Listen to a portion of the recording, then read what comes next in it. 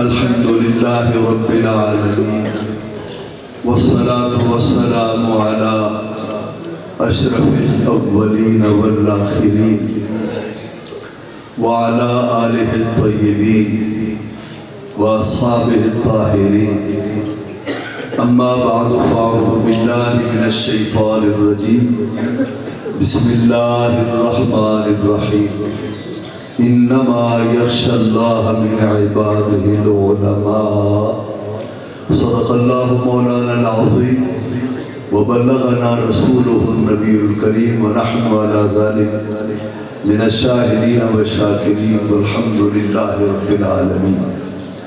قال الله عز وجل في شان حبيبي إن الله وملائكته يصلون على النبي يا أيها الذين آمنوا صلوا عليه وسلموا تسليما. اللهم صل على سيدنا ومولانا محمد معدن الجود والكرم وآله وبارك وسلم. مقتدر علماء کرام مشائخ اعظام سادات کرام میرے سامنے تشریف فرما میرے دوستوں بھائیوں اور عزیزوں، ہم سب جانتے ہیں کہ آج کی یہ محفل فاتح چیلم ہے حضرت امام المناظرین استاد العلماء علامہ سعید احمد اسد رحمہ اللہ کی یاد میں. اللہ رب العزت ان کی دینی خدمات کو اپنی بارگاہ میں مقبول فرمائے اور یہ باغ اور یہ صدقہ جاریہ جہاں ہم سب بیٹھے ہیں اللہ رب العزت اسے زندہ تابندہ رکھے اور بہار رکھے. اور اللہ نے جو علم اس خاندان کو عطا فرمایا، علم کی یہ امانت نسلوں تک جاری و ساری رہے. حضرات محترم، آپ نے علامہ سعید احمد اسد رحمہ اللہ کے بارے میں علماء کرام کو اظہار خیالات کرتے ہوئے تفصیل سے سنا. سب سے پہلے میں نے جو انہیں دیکھا وہاں پچرا میں استاد العلماء حضرت مولانا علامہ ابو الفتح اللہ بخش رحمہ اللہ کے دارالعلوم شمس العلوم میں نے دیکھا. یہ سن 1974 کی بات ہے اور میں مشکات شریف پڑھتا تھا اور اتفاق سے 10 سے مشکات میں وہ بیٹھے اور حضرت مولانا اللہ بخش صاحب رحمۃ اللہ تعالیٰ علیہ کو انہوں نے مشکات شریف پڑھاتے سنا. پھر دوسری ملاقات سرسری سی مرکز علم و کمال دارالعلوم امدادیہ مظہریہ بندیال شریف میں سن 1900 غالباً 76-77 میں بندیال شریف تشریف لائے. یہ ان دنوں کی بات ہے جب جامعہ امینیہ سے بہت سے کشمیر کے لڑکے جو حضرت خواجہ محمد صادق رحمہ اللہ سے فیض یافتہ تھے، مرید تھے، وہ بہت سے طلباء یہاں سے بندیال حضرت کی اجازت سے گئے اور انہی میں علامہ سعید احمد اسد رحمہ اللہ کے بھائی مولانا حبیب احمد صادق تھے. تو وہاں ان دنوں تشریف لائے اور جو بیابنا سے ان کے مناظرے تھے ان کی وہ تفصیل بہت ہی دھڑلے سے اور جوش و خروش سے بیان فرما رہے تھے.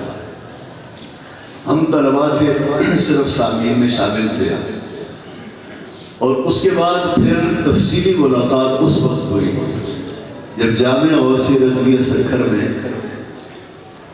مقام مصطفیٰ کانفرنس کے عنوان سے ہم ہر سال ایک بڑا پروگرام کیا کرتے تھے.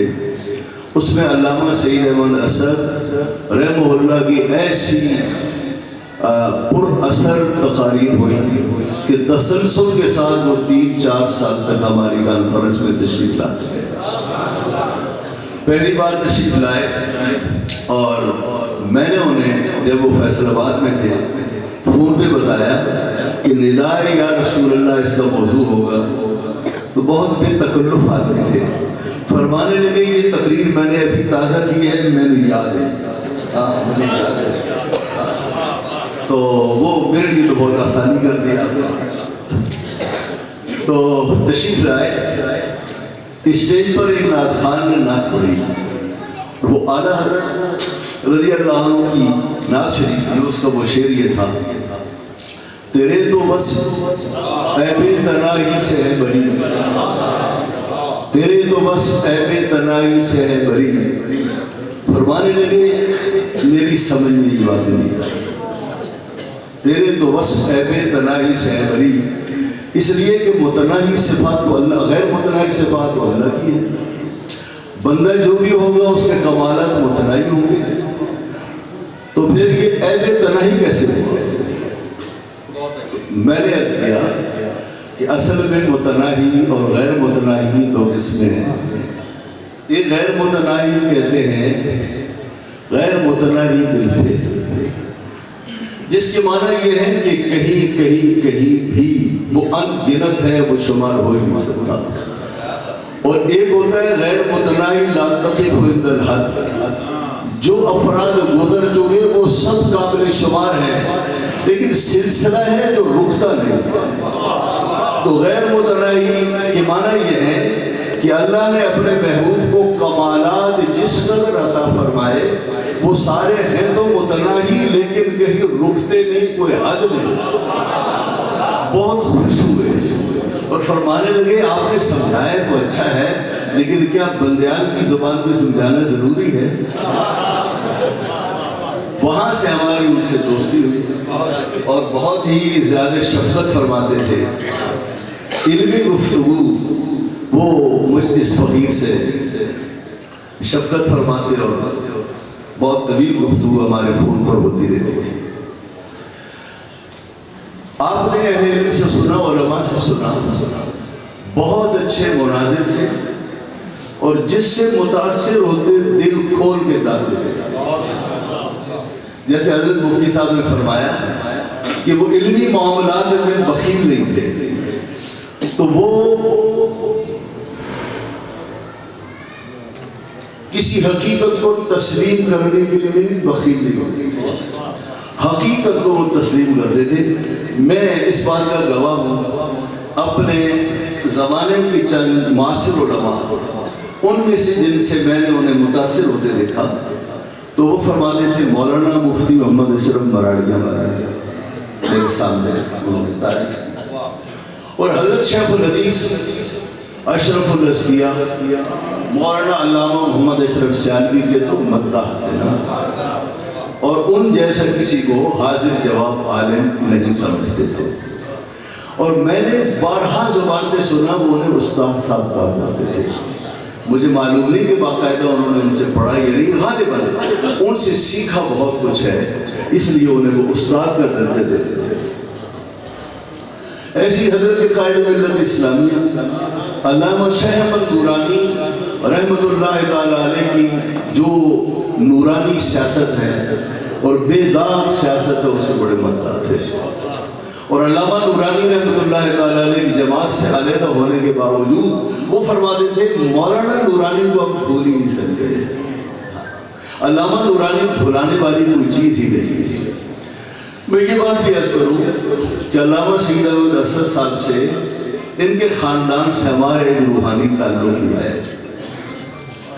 حضرت یہ بھی عرض کرتا جاؤں، میں نے تدریس کے معاملے میں ان کی زبان سے حضرت استاذ الکل علامہ عطا محمد بندیالوی رحمۃ اللہ تعالیٰ علیہ کا بڑا مدح پایا، اور میں یہ کہا کرتا تھا حضرت استاد صاحب تدریس اپنے ساتھ لے گئے تو وہ فرمانے لگے کہ مولانا عطا محمد مدین بھی حضرت استاد صاحب کے بہترین تلامذہ میں سے ہیں، اور اگر ان کے بعد تدریسی حصہ اور تدریس بہترین کر سکتے ہیں تو مولانا غالباً مولانا عطا محمد مدین یہاں جامعہ امینیہ میں حاضر ہیں، اور حضرت سلطان و امام المناظرین سے انہوں نے ان سے کچھ پڑھا بھی ہے۔ تو حضرت علامہ سید احمد اسد رحمۃ اللہ تعالیٰ علیہ کی خاص بات یہ تھی، وہ انتہائی بہادر شخص ہے، انتہائی دلیر آدمی تھے، بڑے سے بڑے عالم کے علم سے وہ مروب نہیں ہوتے تھے۔ اور یہ جو مناظرہ ہے نا، مناظرہ بغیر جرأت، جسارت اور بہادری کے ناممکن ہے۔ علامہ سعید احمد اسد اپنے زمانے کے علامہ سیالوی کے بعد سب سے بڑے مناظر تھے، اور میں نے ان جیسا علم کے معاملے میں بہادر کبھی دیکھا ہوں۔ اللہ رب العزت نے بڑی جسارت دی اور ڈنکے کی چوٹ پر بات کو کہا۔ پھر بات کرنے کا بڑا اچھا سلیقہ تھا، سمجھانے کا بہت عمدہ طریقہ تھا۔ میں نے ایسے سہل زبان میں اور سہل انداز میں مشکل سے مشکل موضوعات کو نمٹانے والا عالم علامہ سعید احمد اسد جیسا نہیں دیکھا۔ تو اللہ رب العزت میں عرض کر رہا تھا، میرے استاذ محترم مفتی اعظم حضرت مفتی محمد حسین قادری رضوی نوری رحمہ اللہ، جو حضرت محدث اعظم پاکستان مولانا سردار احمد صاحب رحمۃ اللہ تعالیٰ علیہ کے شاگرد ہیں، حضور مفتی اعظم ہند کے خلیفہ ہیں، اور حضرت مولانا عبد الرشید صاحب جھنکی سے بھی حضرت نے پڑھا ہے۔ تو ہمارے استاذ محترم مفتی محمد حسین قادری رحمہ اللہ نے فتویٰ نویسی حضرت فقیہ ملت مفتی محمد امین صاحب رحمۃ اللہ تعالیٰ علیہ سے سیکھی، فتویٰ نویسی ان سے سیکھی۔ تو حضرت مفتی صاحب رحمۃ اللہ تعالیٰ علیہ اس کے باوجود کہ ان کا زمانہ یہاں طالب علمی کا تھا اور حضرت سے فتویٰ نویسی جیسے کہ وہ مفتی تھے تو ان سے کچھ نہ کچھ سیکھتے تھے، حضرت برملا فرمایا کرتے تھے کہ افتاح میں میرے استاد مفتی محمد امین صاحب ہیں۔ تو حضرت مفتی صاحب کا وصال ہوا تو میں چیلوں میں حاضر ہوا، سکر سے یہاں اچھا خاصا فاصلہ ہے۔ جب حضرت علامہ سعید احمد اسد رحمہ اللہ کا وصال ہوا تو ہماری ان کے ساتھ بڑی یادگار ملاقاتیں تھیں، اور ان ملاقاتوں کا بھی ہم پر حق تھا۔